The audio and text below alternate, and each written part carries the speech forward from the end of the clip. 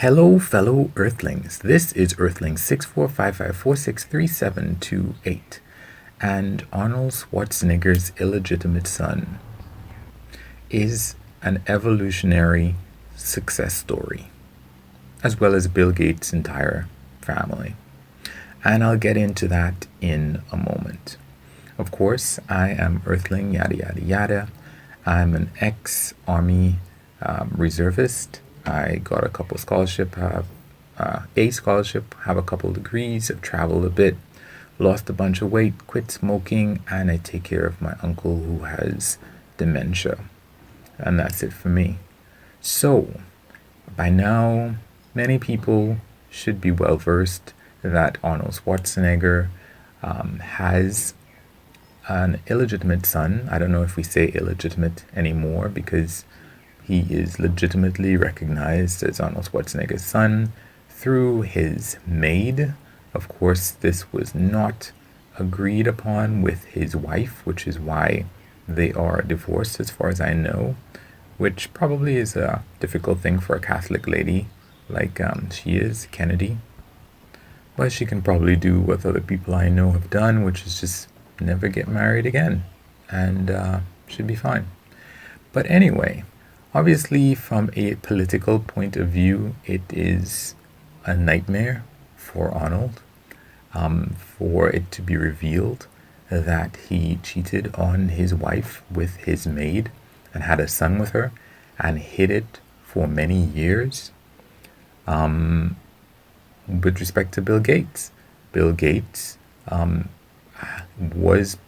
got married to someone who worked at his company and had a nice family, no infidelity as far as I know, but obviously it probably would not be a PR and okayed by PR these days.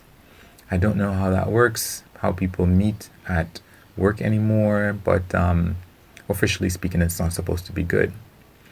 The problem with, well, it depends on if you think it's a problem or not. Like I said, from an evolutionary perspective, for the maid, this is what, basketball, women who date basketball players and NFL players, this is what they dream of.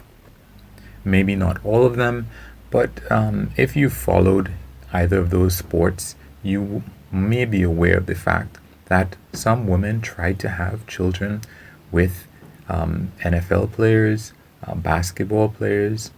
Many women, just in general, try to marry wealthy people. Many people in general try to marry wealthy people because it's an evolutionary success for them, because it means that their children are more likely to do well in life because of that assistance that this wealthy parent may or may not provide. Even if they do not provide actual tangible help, just the fact that people know that you may be the illegitimate descendant, progeny of this particular person, that of itself can give you a leg up in life. So even though these things are, politically not for Melinda Gates, we can say that she just,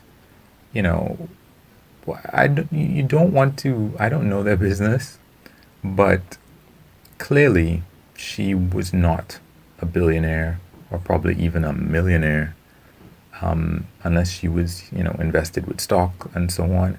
Maybe it would have happened exactly the same way if Bill was not in any way someone in authority at Microsoft. It could have just been the way that it was going to be anyway.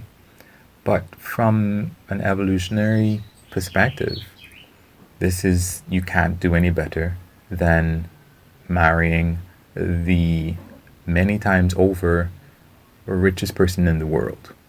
And if you take out the fluctuations of being completely invested in one stock, like Jeff Bezos or Elon Musk, Tesla, then pretty much Bill Gates is, at least officially speaking. There are other people who want to remain hidden. They don't want to be revealed as being very wealthy.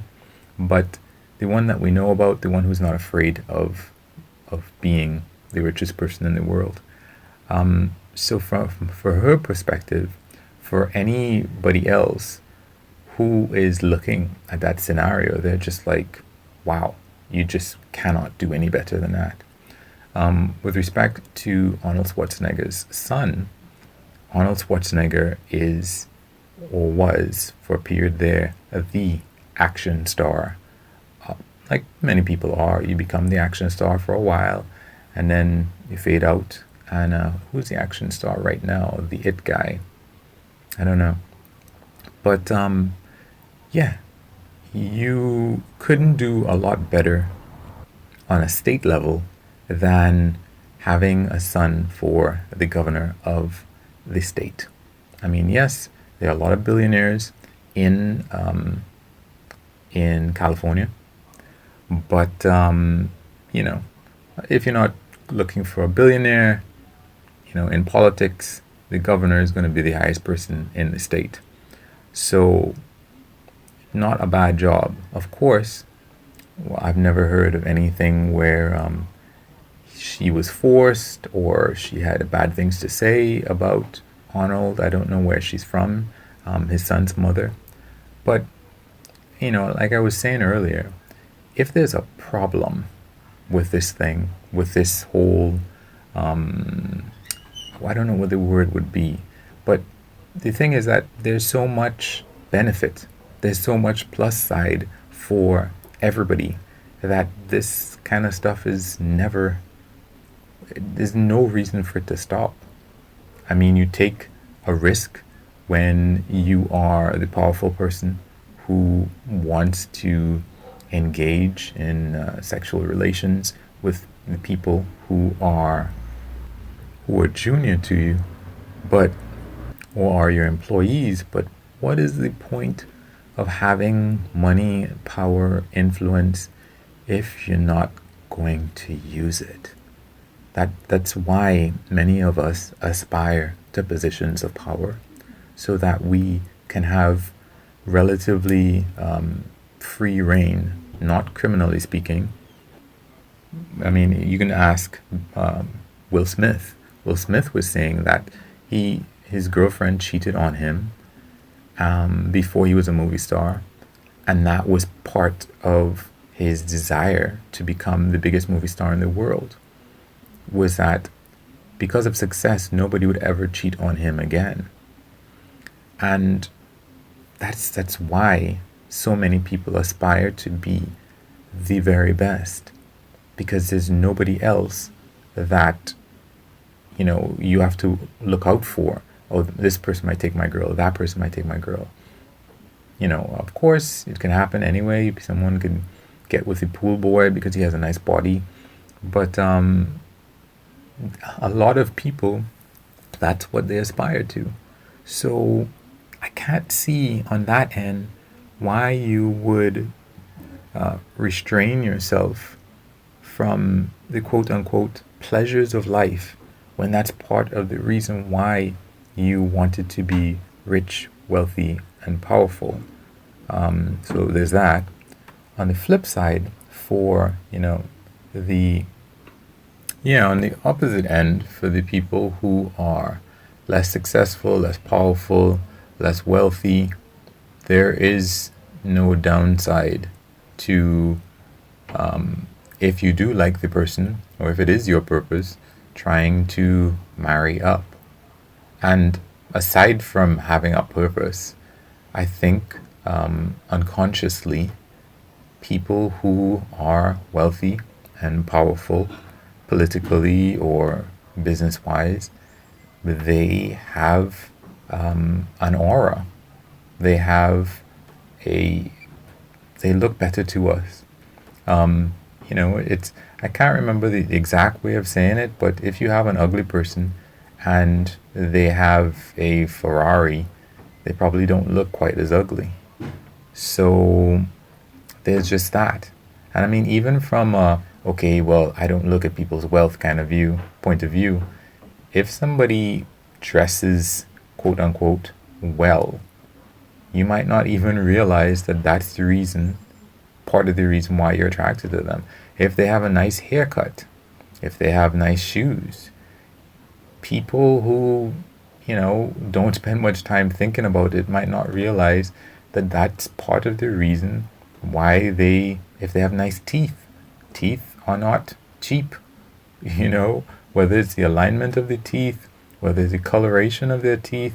If you like teeth, you might be liking people who can afford to make their teeth look good. So it's not even just from the perspective of, I want to take advantage of somebody. So you might just be attracted to the trappings that you don't realize of wealth. And, the term gold digger is flung around. And the thing about it is that I think it's unfair. I think we are all gold diggers to some extent. Because you might say that, I'm not influenced by wealth. I'm interested in the person. Well, that's great.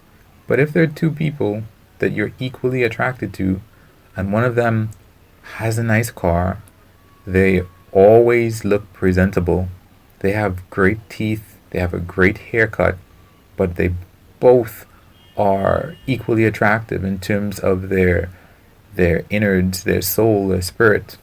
And they can always take you, to fancy places or, really? I think we all kind of lean in the direction of things that are more pleasant, and that's what wealth is for, to make life a little bit more pleasant. So, yeah, I think the term gold digger is really unfair, especially since we don't know what people's backgrounds are. We are a bunch of carbon and oxygen and nitrogen and whatever else atoms that have just been put together. If you were put in the same position, you would act like that. So I think it's really unfair. I know I can say that because I'm not like intimately involved in a situation like that. Of course, when you are in a situation, you tend to be a little bit more judgmental sometimes. And if you have some distance, you can be a little bit more objective. But yeah. So I don't think we're going to see an end to quote unquote sexual harassment, workplace romances, or anything like that, because it's evolution. You're not going to beat evolution, I think. Maybe we might, but I don't see it as being very likely. Anyway, that's it for me. Feel free to like, comment, dislike, share, subscribe, any of that good stuff. In the spirit of the same kind of feedback that you would like if this were your YouTube content. Have a good one. Peace.